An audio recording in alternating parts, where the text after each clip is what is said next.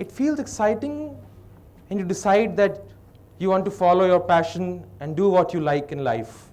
But it's not so easy when you are breaking conventions with what you're doing. We both took up to Indian classical music at the tender age of 3 or 4. There are no professional musicians in our family, though our father was absolutely passionate about playing the sitar in his college days. And that was the reason music was a part of our upbringing. There was always an atmosphere conducive to music at home. Our mornings used to begin with the cassettes of Sitar and Sarod. So those tunes became deep-rooted within us. Gone are those days of cassettes, by the way. Absolutely. During our primary school days, it was almost impossible to make children around us understand what exactly we were doing. When I would say to someone, I play the Sarod. Sarod? What is the Sarod? Why don't you play the guitar or the drums? Hey, that would be so cool. Okay. I play a raga. Raga. What is a raga? And what is this raga that you can play even for an hour?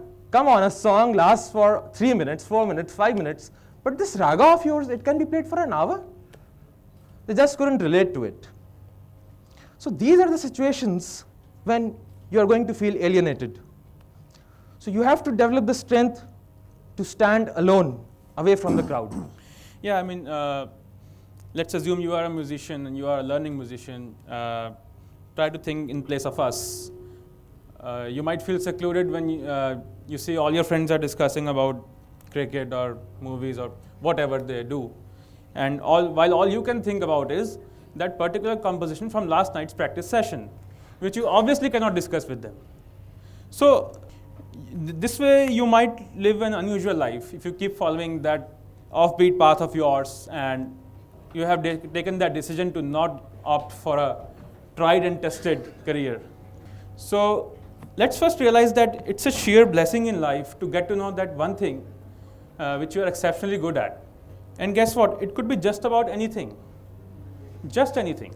You could be good at organizing an event like this. Absolutely, you guys have done it wonderfully. Or you could be a good politician, you could be a good sculptor, you could be a good artist. It could be just about anything. And more of a blessing is to be able to nurture that talent of yours, that blessing of yours, and carry it with yourselves throughout your lives. Absolutely. And during this course, you will experience, you will meet all kinds of people, some people who might not understand your way of life, and it is very, very, very natural for them.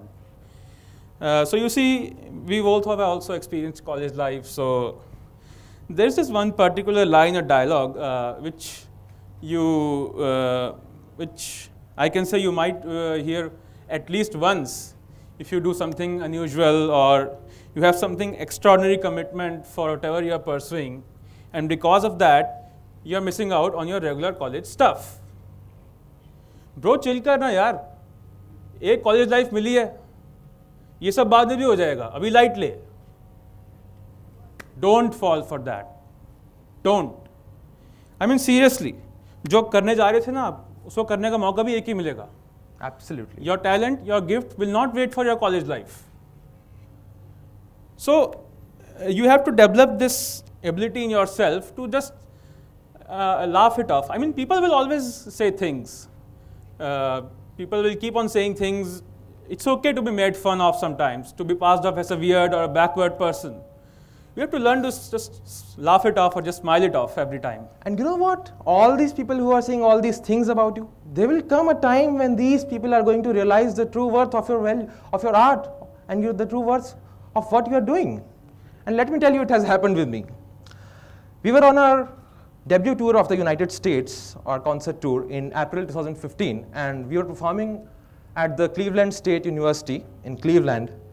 So after the concert, I met one of the boys. I didn't recognize him. So he comes to me and says, I was your classmate in 4th standard. And then I remembered, oh, he's that guy.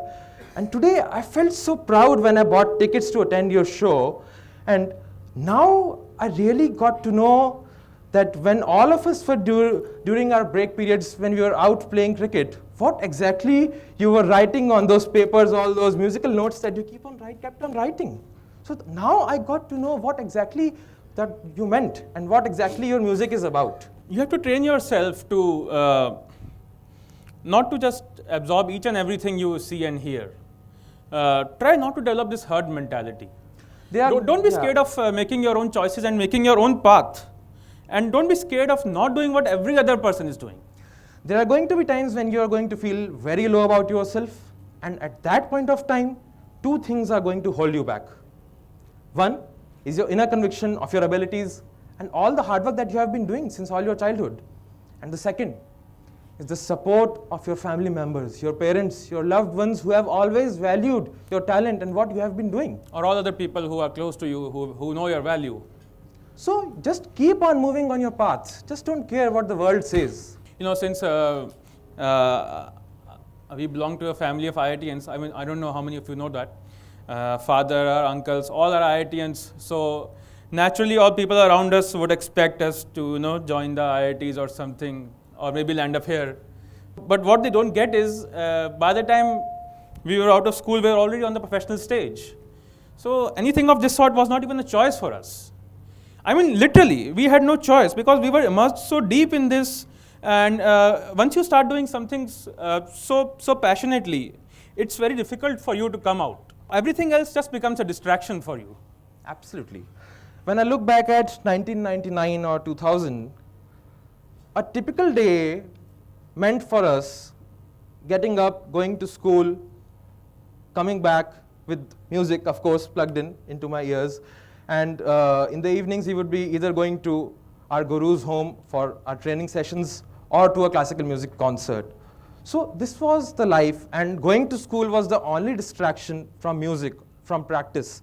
That early exposure to music played a great role in our lives. And yes. Having been in the classical music community for so many years now, the very first question all the musicians, all the connoisseurs, they used to ask me, if there are no musicians in your family, what fascinated you to make this music your life, the mission of your life? What fascinated you to leave all the lucrative careers in today's world of distractions to do this? First of all, it's the magic of this wonderful music. Absolutely. And since our early childhood, we were exposed to this music, and only this music. And here comes in what I'll be talking about, the inner dimension in life. There is a world beyond our senses, beyond what we hear, what we feel, what we see, that many of us don't try to experience. So that inner world, that silence that lies within us, that can be experienced through classical music. There are hundreds of genres of music. So what is that one thing that is making classical music different from all of them? Why it is all the music, all the forms of music, they have been derived from that. So the roots go to classical. So classical music, you can listen to a song. You might be listening to some film song in 1971, so now it's on 17. That sounds okay, old, that doesn't make any relevance. But a classical recording, if I listen to a master's recording of 1960, and I listen to the same raga being played in sound 17, it's all the same. So this is timeless music. That kind of meditative approach that this music has, why do we listen to music? Most of us want to feel some change. The miraculous thing about classical music is you might not experience that change instantaneously. Absolutely. So you have to develop a bit of a patience and bit of a taste. And once you get into it, I tell you, you can't get out of it. So now we'll tell you some basic concepts of classical music and demonstrate some things about our instruments, the sitar and sarod. The way we sit in a concert is slightly different. It's a cross-legged way. A rag means a set of rules and a set of notes to be followed. Each rag has a particular set of notes from those 12 and a particular set of rules to be followed for playing those notes. So when a musician is rendering that particular rag, whether he plays it for 5 minutes, and a raga can be played for 1 hour also, so he has to maintain that discipline, that ascending and descending scale of that particular rag that he is playing. And I would like to tell you something more about the sarod. So as you all see, this is a 25-stringed instrument, and this is a metallic fingerboard. The unique thing about this instrument is that the fingerboard is a fretless board. There are no marks for the musical notes. So in the initial years, one has to devote a lot of rigorous practice just to get a grip of the exact note position. So each note has its own position, and even if I move my finger 1 millimeter away from that position, I will lose the exact microtone of that note. You have to develop a callus with over the ears, the skin and the nail, the junction of the skin and the nail. It hardens when you keep on playing. So it develops a dead skin. So that is called the callus. So what I play with is my natural nail and the skin. So this is the junction. Similarly in sitar, you can play notes flatly.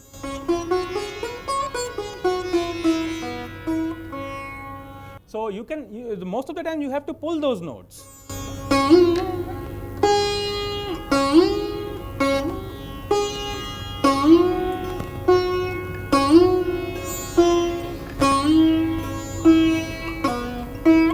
So as you see, the performer has to keep in mind the exact tension with he has to pull the string so that he reaches the exact destination of the note. So this pulling of the note, this is called meend in sitar. And similarly in sarod, the glides, like I play 2 notes flat.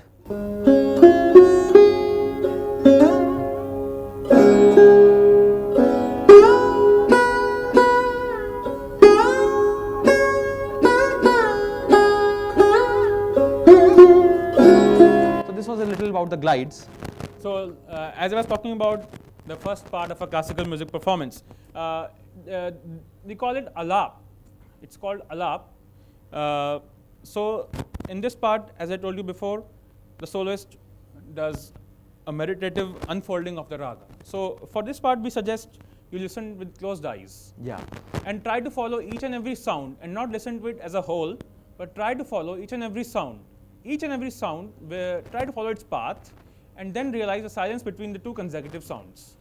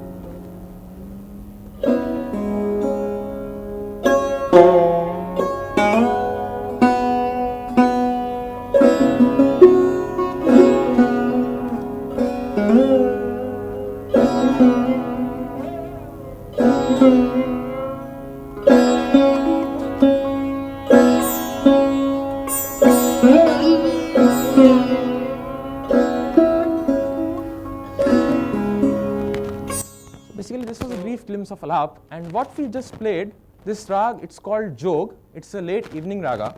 You will be very fascinated to know that in classical music, ragas are there according to the time of the day. Like we have ragas of the early morning, then late morning, then afternoon, then early evening, then late night, and even midnight also. There are stories when, in olden times, there used to be musicians a musician had to sing a midnight raga at the All India Radio studios. So he specially instructed the All India Radio committee to open the studios at 3 a.m. just because he could not sing the rag at the wrong time. So there is a big connection of this music with the nature that we see. So the second part of the performance, so this part involves the main artist playing along with a percussion accompanying player. That usually that percussionist is a tabla player or a pakhawaj player or mridangam player. South Indian tradition involves a lot of mridangam playing. North Indian tradition involves a lot of tabla playing. We do not have an actual tabla player here because it's a brief presentation. So we'll have the electronic tabla. So you can see someone like you only who made the effort to build this app. So what we'll do is, for this part, the artist chooses a particular composition and everything else revolves around that composition. And first let me tell you, these compositions are bound by time cycles. And how to measure that cycle? By the number of beats. For example, the composition that we will take up today is of a 9-beat cycle. 9 beats. So what that means is, after every 9th beat, the counting will start again from 1. And number 1 beat, it's called sum. So this 9-beat cycle. The aim of the artist is to play some ornaments and some phrases and come back to 1 again and again. This is the achievement of the artist. And he can go on to play multiple cycles, but again he has to come back to 1. So this cycle, this 9-beat cycle, it's called Mat Tal. So we have a lot of tals in Indian classical music, like we have 7 beats, Rupak Tal, like this one is Mat Tal of 9 beats. So each time, and this is the beauty of this music, one of the most beautiful aspects of this music, a performer does not perform pre-composed music. Whatever we are doing, that will be spontaneous improvisation. We will be playing some phrases, some melodic improvisation and some phrases and some ornaments. And the final aim is to land on the sum or the first beat. So a performer has to keep in mind the beat count while he's improvising and finally land on 1. So if you guys want to check, so you can check there, it will be the first beat. So we will play our composition and we will do some ornaments and some phrases and we will come to 1, and we are not seeing this screen. This is a counter for you. We will say 1 whenever you come to 1 and you can cross check this here. And whatever we are playing, this is the specialty of classical music, Indian classical music, that whatever we are playing, those phrases and those ornaments, they are not fixed. We just follow the rules of the raga and spontaneously improvise. So let's go for a round. Yeah.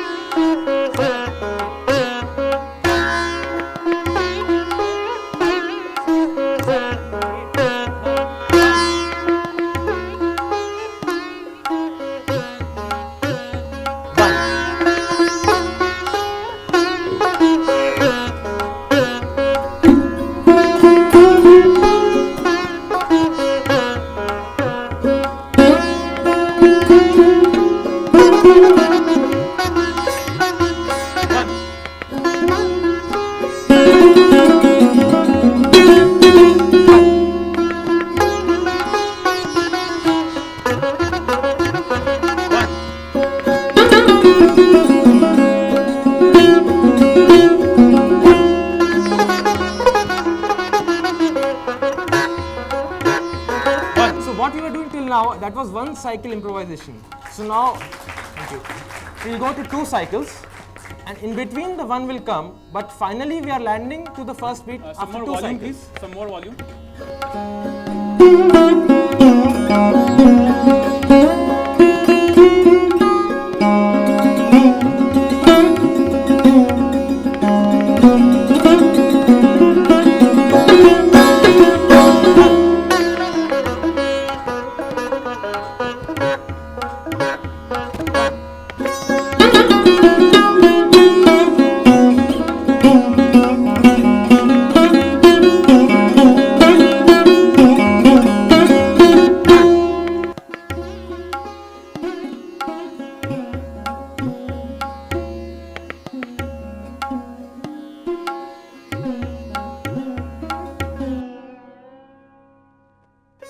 A brief glimpse into the composition part.